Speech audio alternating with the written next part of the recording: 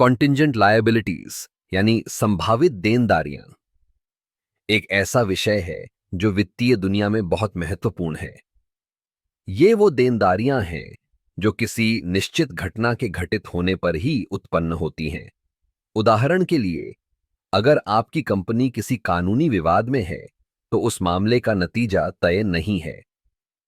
अगर कोर्ट का फैसला आपके खिलाफ आता है तो आपको भुगतान करना होगा, लेकिन जब तक फैसला नहीं होता तब तक ये एक संभावित देनदारी है।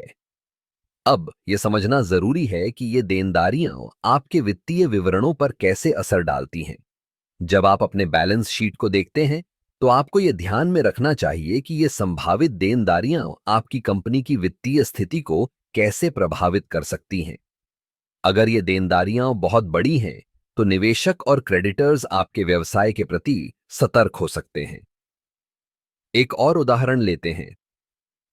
मान लीजिए आपकी कंपनी ने किसी प्रोजेक्ट के लिए एक ठेका लिया है, लेकिन उस ठेके में कुछ शर्तें ऐसी हैं जो पूरी नहीं हुई। अगर वो शर्तें पूरी नहीं होती तो आपको जुर्माना भरना पड़ सकता है। ये भी एक प्रकार की संभावित देनदारी है। कॉन्टिंजेंट लायबिलिटीज को सही तरीके से प्रबंधित करना बहुत जरूरी है। इसके लिए कंपनियों को नियमित रूप से अपने कानूनी मामलों और अन्य संभावित जोखिमों का आकलन करना चाहिए। इससे न केवल वित्तीय स्थिति स्पष्ट होती है, बल्कि यह भी सुनिश्चित होता है कि आप किसी अप्रत्याशित स्थिति के लिए तैयार हैं। अब यह भी ध्यान देने वाली बात है कि सभी संभावित देनदारियां वित्तीय विवरणों में नहीं दिखाई देती। कुछ को केवल नोट्स में उल्लेखित किया जाता है। इसलिए जब आप किसी कंपनी में निवेश करने का सोचते हैं तो उसके वित्तीय विवरणों के साथ साथ नोट्स को भी ध्यान से पढ़ें।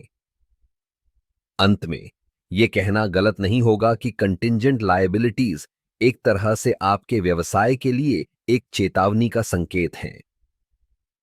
अगर आप इनका सही तरीके से प्रबंधन करते हैं तो आप न केवल अपने व्यवसाय को सुरक्षित रख सकते हैं, बल्कि भविष्य में आने वाले संभावित जोखिमों से भी बच सकते हैं।